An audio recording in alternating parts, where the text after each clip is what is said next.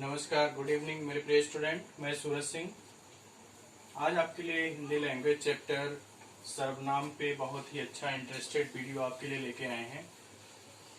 आप सब लोग इस वीडियो को लास्ट तक देखना। मुझे उम्मीद है कि आप सभी को ये जरूर पसंद में आएगा।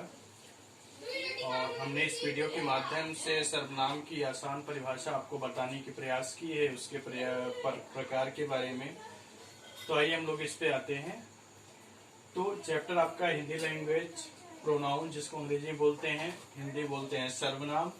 सर्वनाम का मतलब होता है सबका नाम, यानी ऐसा शब्द जिसका प्रयोग हम सबके लिए कर सकें, यानी सारे व्यक्तियों के लिए। जैसे ऐसा शब्द जिसका प्रयोग हम सारे व्यक्तियों के लिए कर सके, उसको सर्वनाम बोलते हैं। तो इसकी परिभाषा बहुत ही आसान है, बहुत ही इजी है। जिसने भी संज्ञा पढ़ा है वो आसानी से सर्वनाम भी समझ जाएगा। तो संज्ञा पे हम लोग चर्चा कर चुके हैं, उसके आगे आपका है सर्वनाम। तो सर्वनाम की परिभाषा होगी संज्ञा के स्थान पर, यानी जहां भी संज्ञा का प्रयोग होता है उसके स्थान पर, यानी संज्ञा के बदले, इन प्लेस ऑफ नाउन, यानी संज्ञा के स्थान पर प्रयोग किए जाने वाले शब्दों को सर्वनाम कहते हैं। यहाँ पे ध्यान से देखिए, संज्ञा के स्थान पर प्रयोग किए जाने वाले शब्दों को सर्वनाम कहते हैं।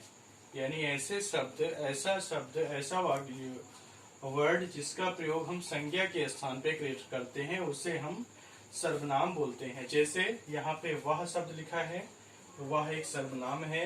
यह शब्द लिखा है, यह भी एक सर्वनाम है। तुम शब्द है, तुम भी सर्वनाम है। हम शब्द है, हम भी सर्वनाम है। उसका, इसका आदि, ये सारे शब्द सर्वनाम वर्ड हैं। तो अभी आपसे हमने कहा सर्वनाम का मतलब होता है सबका नाम, ऐसा शब्द जिसका प्रयोग हम सबके लिए कर सके। जैसे यहाँ पे देखिए वह शब्द है, तो वह का प्रयोग हम हर एक व्यक्ति के लिए कर सकते हैं। कोई ये निश्चित नियम नहीं है कि इसी व्यक्ति के लिए करना है। वह का प्रयोग हम सारे व्यक्तियों के लिए कर सकते हैं, सारे संज्ञा नामों के स्थान पे कर सकते हैं, इसीलिए इसको हम सर्वनाम बोलते हैं। इसी तरह से यह शब्द भी है, जैसे यह मेरी पुस्तक है, यह मेरा घर है।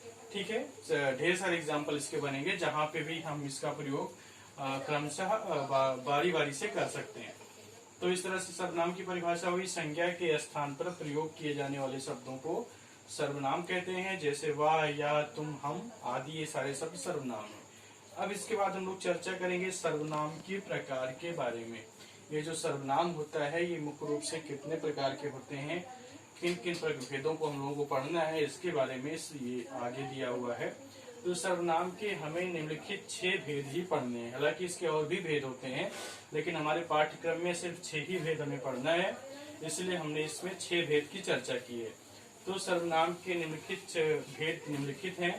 पहला आपका आता है पुरुषवाचक सर्वनाम, यानी वो सर्वनाम शब्द जो हमें पुरुष का ज्ञान कराता है, पुरुषवाचक होता है, पुरुष के या व्यक्ति के नाम का बोध करवाता है, उसे पुरुषवाचक सर्वनाम कहते हैं।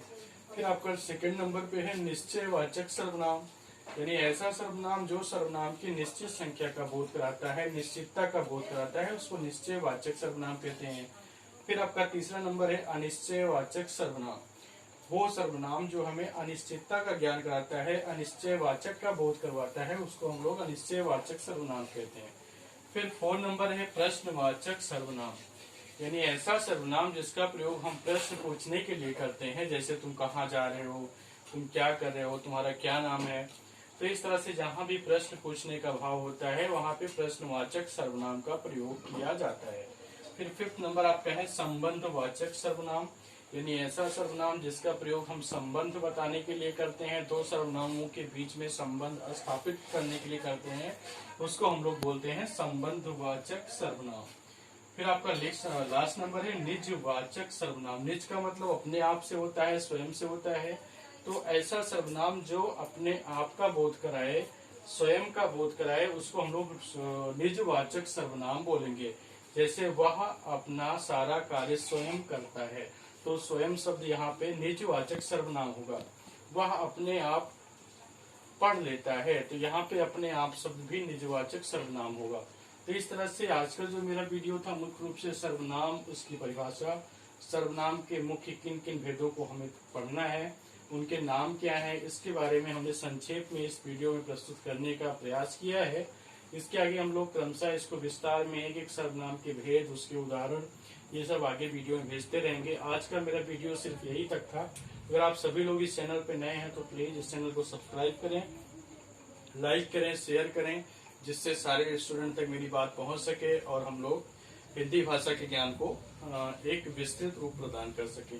बस आज का मेरा वीडियो यही तक था। धन्यवाद।